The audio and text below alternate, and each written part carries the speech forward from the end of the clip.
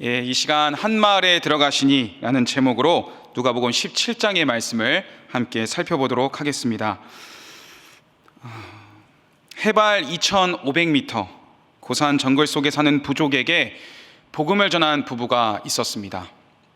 파푸아뉴기니 미히 부족에게 들어가 무려 25년 동안 복음을 전한 선교사님인데요, 그분은 문성 선교사 이민아 선교사님 부부입니다. 4년 전입니다. 2019년 5월 벌거벗은 그리스도인이라는 책을 통해 벌거벗은 채 본능에 의지해 살던 미히 부족이 복음 안에서 어떻게 참된 그리스도인으로 변화되는지에 대한 간증을 기록한 책이 바로 이 책입니다.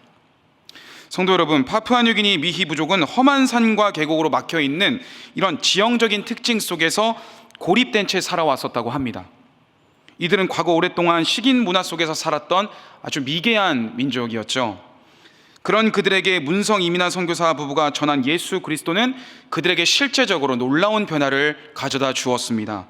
예를 들어 보겠습니다. 먼저 대마초를 피우고 마약에 중독되었고 그 마약에 중독된 것이 왜 죄인지 알지 못하던 부족민들이 죄를 깨닫게 되고 그 모든 것을 끊어냈을 뿐만 아니라 정결한 자녀로 거듭났습니다. 또한 악령을 믿어서 죽음의 공포 속에 시달리다 보니 밤중에는 어디도 돌아다니지 못했던 죽음의 공포에 사로잡혔던 이들이 예수님 안에서 영적 자유함을 누리게 되었습니다.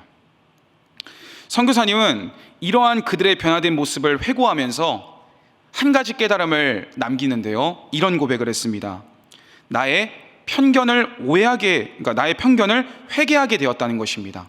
그리고 이렇게 이야기했습니다. 나의 지식과 나의 생각, 나의 문화적인 배경, 나의 윤리적 도덕은 편견을 만들었을 뿐 복음을 전하는데 아무런 도움이 되지 않는다라는 것을 깨닫고 회개하게 되었습니다 라는 간증을 했습니다. 성도 여러분, 이 말은 무슨 뜻일까요? 편견을 버리고 그리스도의 사랑을 나누어야 함을 깊이 깨닫게 되었다는 것입니다. 내가 이 사람에게 이러한 배경에서 말씀을 전하면 저 사람이 들을까? 과연 들을까라는 인간적인 생각했던 그 모든 것들이 철저히 복음의 능력 앞에서 깨졌다는 것입니다. 사랑하는 성도 여러분, 복음의 발길이 닿지 않았고 철저히 고립되었던 식인종 부족이 그들을 사로잡았던 죽음의 공포 속에서 자유함을 누리게 되었습니다. 누구도 알려주는 사람이 없어서 죄가 죄인 줄도 인식하지 못하고 본능에 따라 살아갔던 민족이 자신이 철저하게 죄인이었음을 깨닫게 되었습니다. 그것만이 아닙니다. 소망 없이 살았던 민족이 선교사님이 전한 복음을 통하여 회심하고 인생의 전체의 목적이 달라지게 된 것입니다. 성도 여러분, 복음의 이러한 은혜는요, 먼 선교지에서만 누리게 되는 은혜가 아닙니다. 이 은혜는 바로 수요 저녁 기도의 자리에 나오신 이 자리에 계신 모든 성도님들과 제가 주님께로부터 이미 받은 은혜인 줄로 믿습니다. 그렇다면 그 은혜를 이미 받은 자녀로서 우리가 오늘의 말씀을 통해 실천해야 할 그리스도인의 삶의 자세는 무엇일까요? 첫째, 편견을 버리고 내가 받은 그리스도의 사랑을 전파하는 것입니다. 오늘의 본문 누가복음 17장 11절 12절 말씀, 우리 앞에 화면에 보이시는 대로 우리 함께 읽도록 하겠습니다. 시작. 예수께서 예루살렘으로 가실 때에 사마리아와 갈릴리 사이로 지나가시다가 한 마을에 들어가시니 나병 환자 10명이 예수를 만나 멀리 서서. 네, 성도 여러분, 예수님께서 어디로 가시는 길이었나요? 예루살렘으로 가시는 길이었어요. 성경의 기록을 보니까 가시는 길이 사마리아와 갈릴리 사이 길이었다라고 말하고 있습니다. 이것이 유대인들이 사는 동네와 유대인들이 경멸하였던 사마리아인들이 사는 동네의 경계선쯤 되는 길이었다라고 추측할 수가 있겠습니다. 각각 사마리아 입장과 유대인들의 입장에서 봤을 때는 각각 끝자락의 지역이었다는 것이죠. 유대인들이 사는 갈릴리와 사마리아 사람들이 사는 경계선에는 주로 중앙 시내로부터 밀려난 사람들, 변두리에 사는 사람들이 사는 곳으로 형성되어 있을 가능성이 굉장히 높다고 역사학자들은 말합니다. 그러니까 이 말은 무슨 말이냐면 누구도 돌아보지 않는 지역, 어쩌면 변방에 있어서 고립될 수밖에 없는 지역이었던 것이죠. 마치 파푸아뉴기니 미히 부족이 고산지대에서 고립된 지역에 살았던 것처럼 말이죠.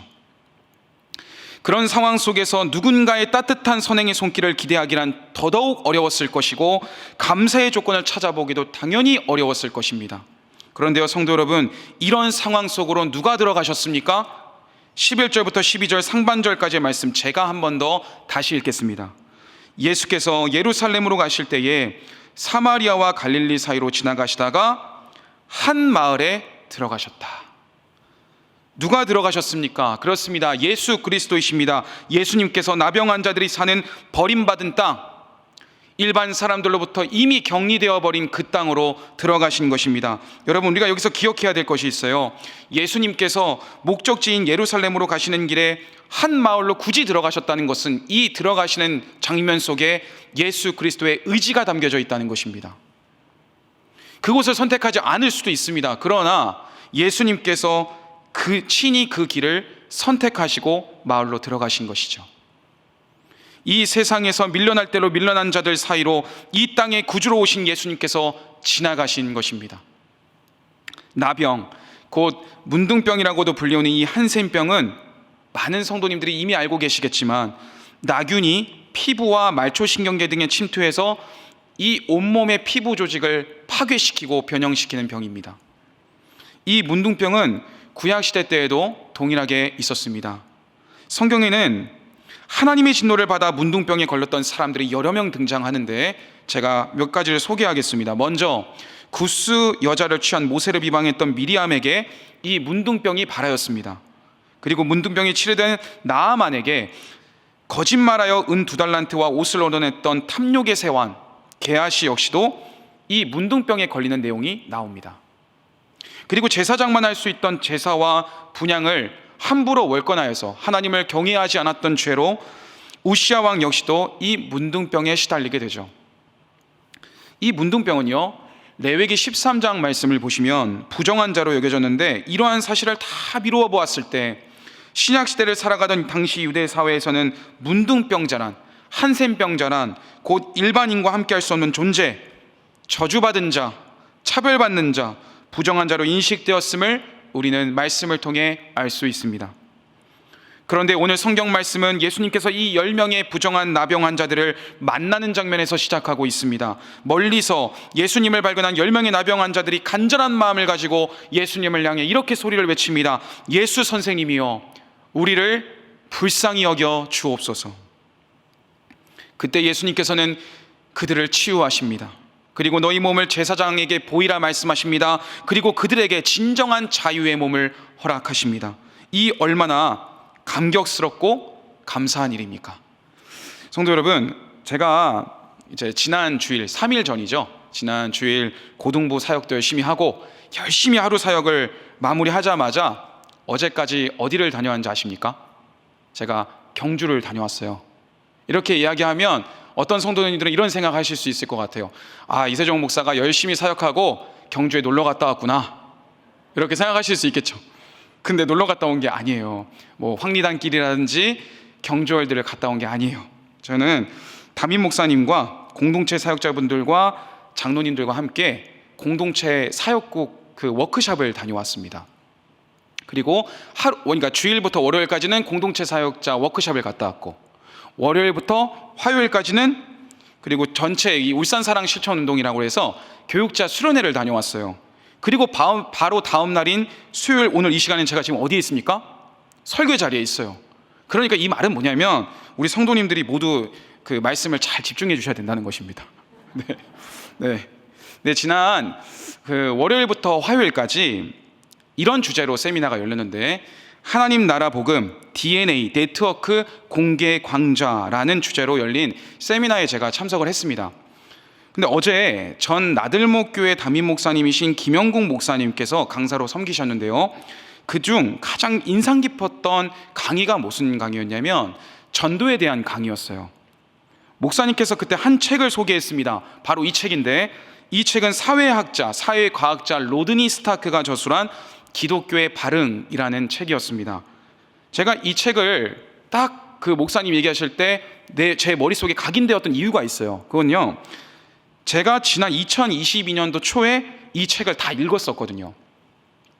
이 책의 특징이 있습니다. 아주 신선한데요, 초대교회의 부흥의 이 역사를 그리스도인의 입장에서 바라보는 것이 아니라 철저하게 사회과학자의 시선으로 초기 기독교 성장의 요인을 탐색한 것입니다. 그러니까 교회를 다니지 않는 사람이 사회과학자로서 어떻게 초기 기독교가 부흥할 수 있었는가, 그거를 조사했다는 것입니다. 그래서 이 책을 읽을 때 참 흥미로웠던 기억이 있어요.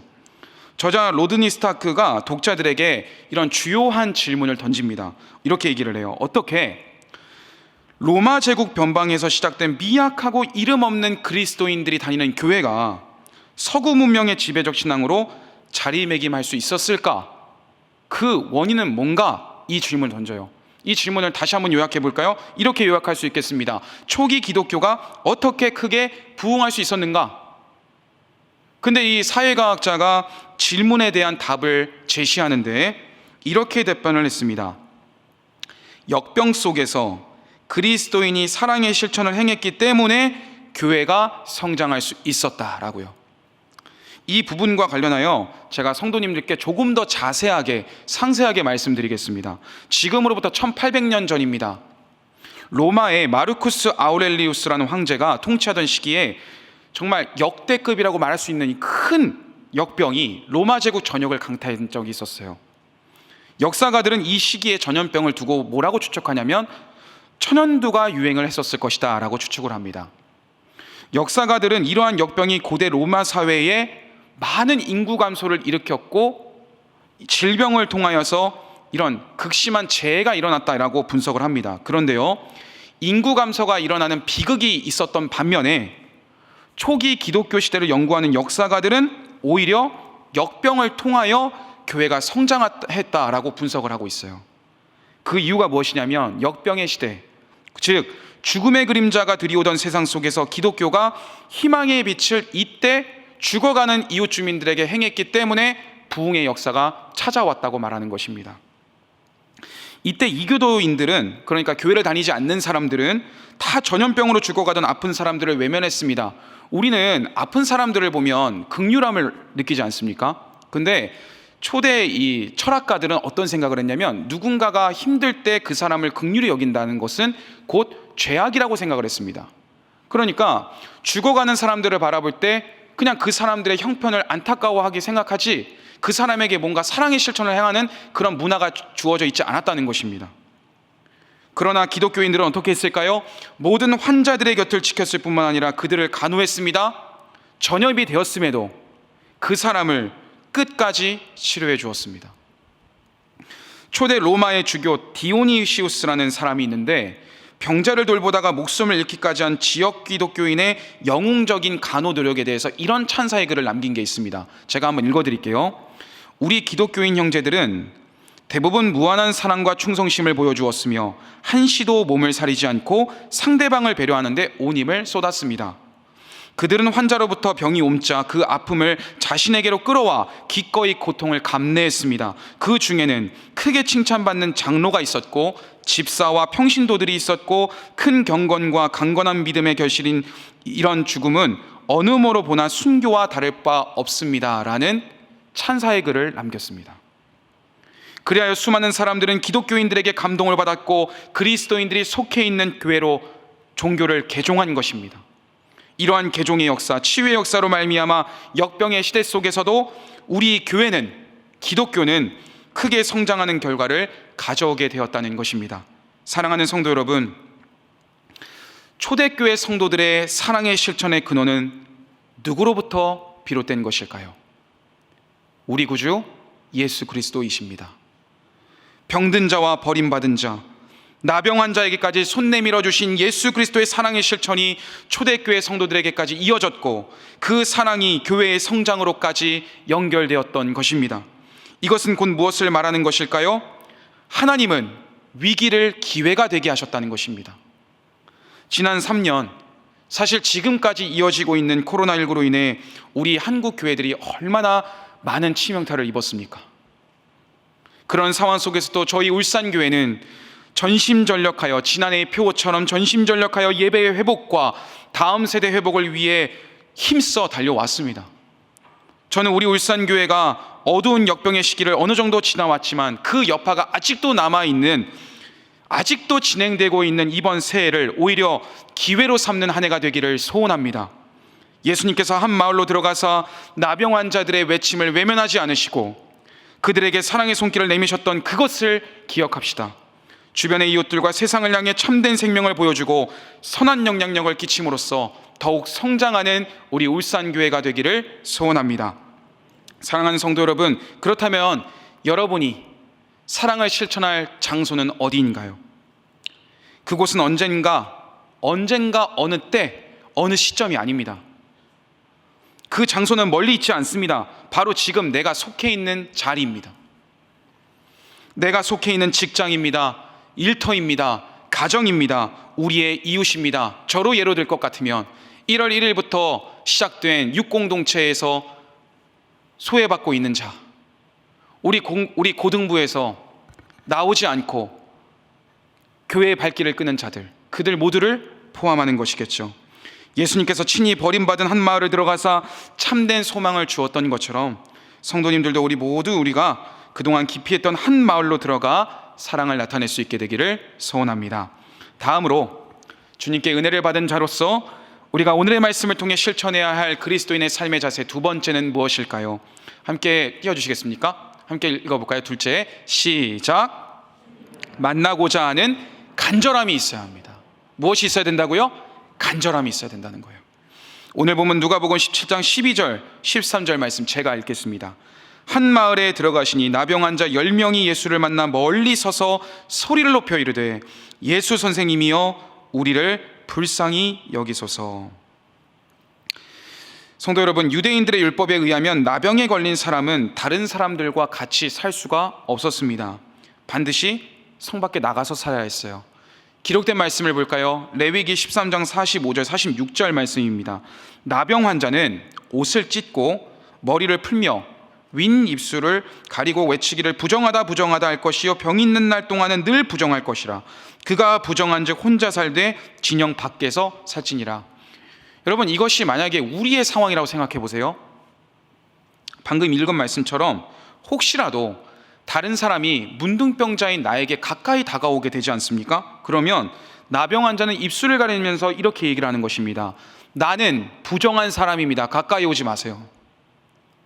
나는 부정한 사람이고 병든 사람이고 나병 환자이니 오면 안 됩니다.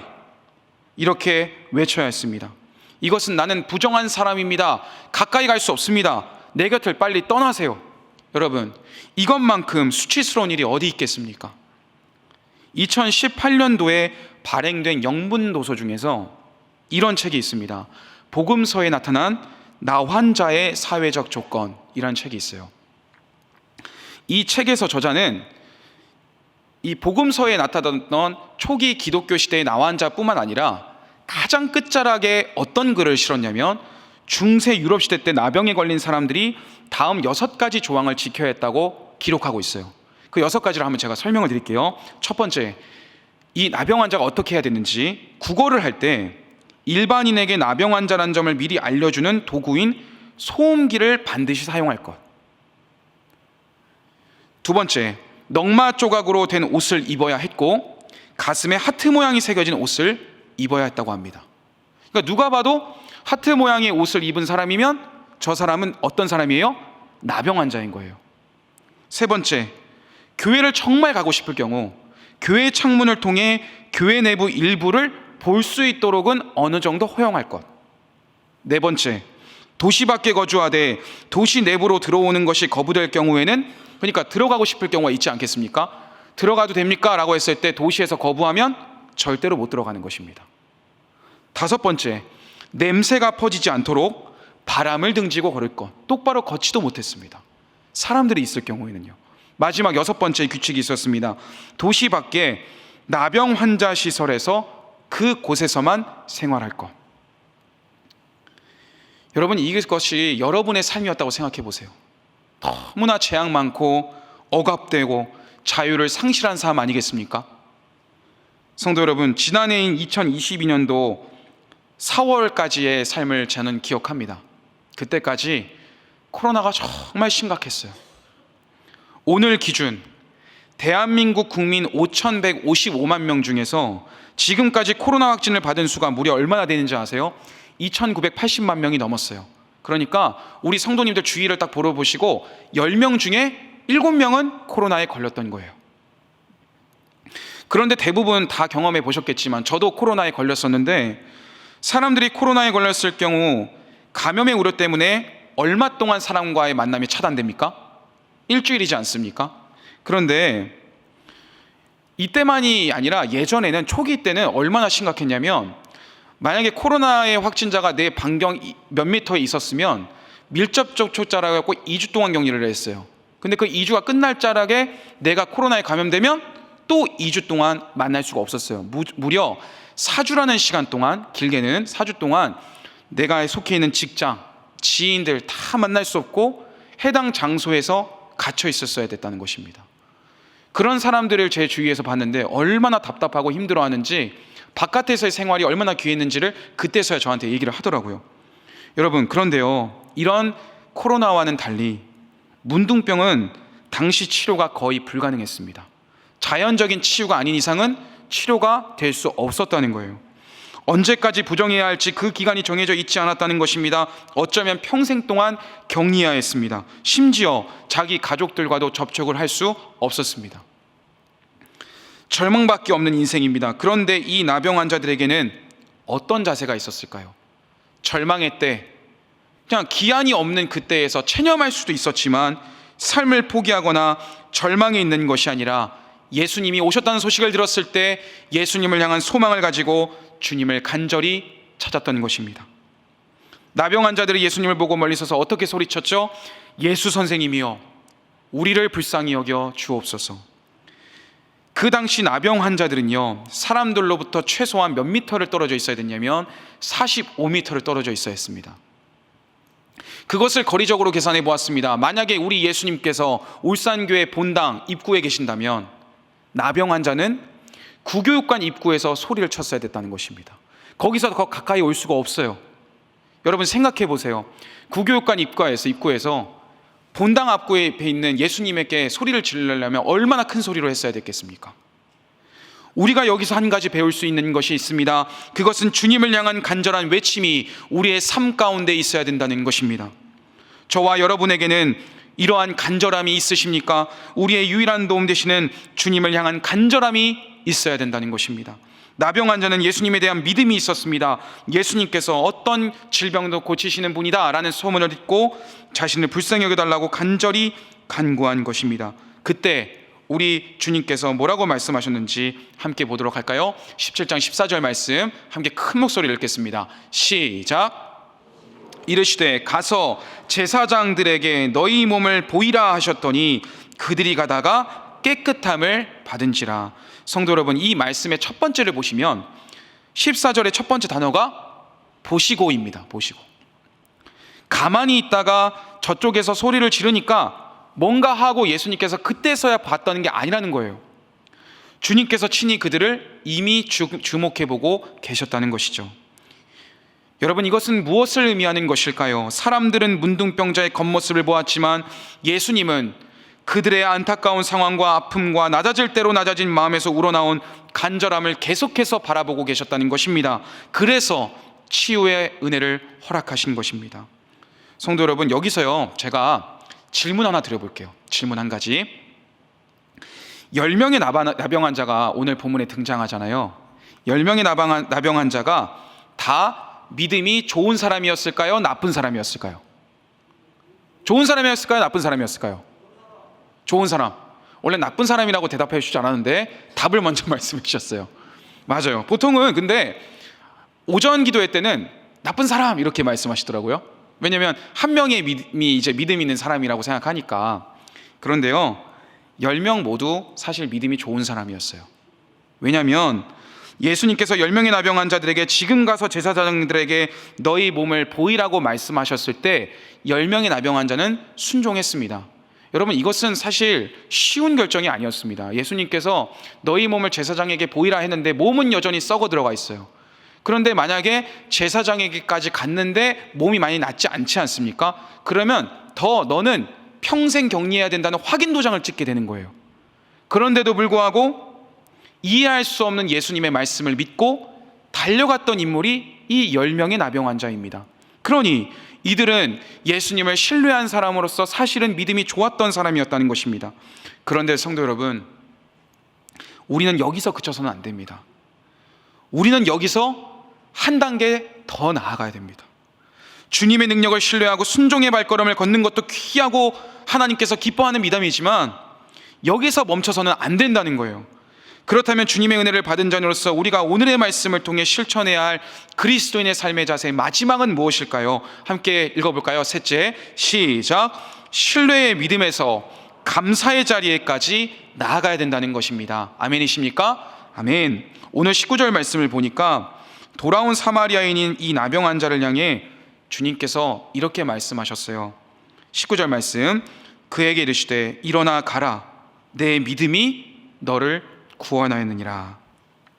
성도 여러분, 나병 환자는 이 말씀을 듣기 전에 이미 이전에 주님으로부터 10명의 나병 환자는 다 치유함을 받았습니다.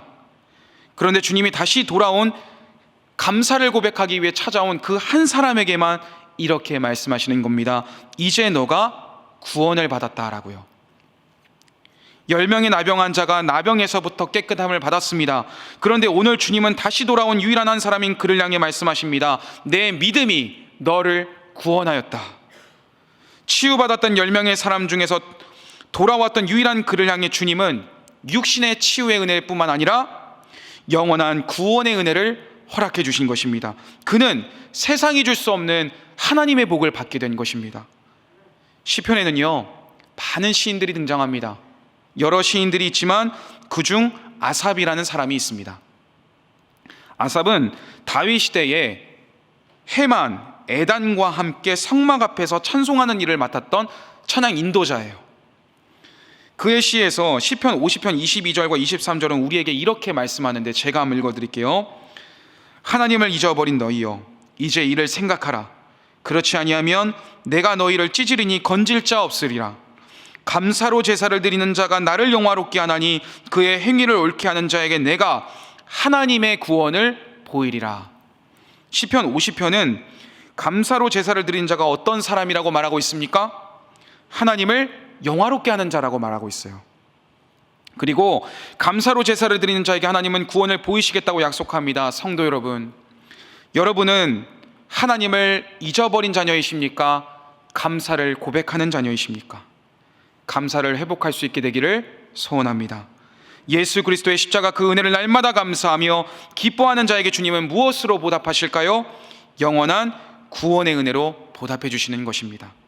이제 말씀을 마무리하겠습니다. 오늘 우리는 주님의 은혜를 받은 자녀로서 우리가 오늘의 말씀을 통해 실천해야 할 그리스도인의 삶의 자세 세 가지를 살펴보았습니다. 첫째는 무엇입니까? 편견을 버리고 내가 받은 그리스도의 사랑을 내게 속해 있는 자리에 나누라는 것입니다. 이웃들에게요. 둘째는 무엇입니까? 주님을 만나고자 하는 간절함을 회복해야 된다는 것입니다. 마지막 셋째는 신뢰의 믿음에서 언의 자리까지, 감사의 자리까지 나아가야 된다고 말씀드렸습니다. 지금은 참 우리가 감사를 회복하기에 좋은 시기입니다. 왜인 줄 아세요? 지금 몇 월입니까? 1월이지 않습니까? 보통 한 가을 정도가 되면 우리가 새롭게 결단했던 것들이 희미해지거나 희석되거나 열정이 식어집니다.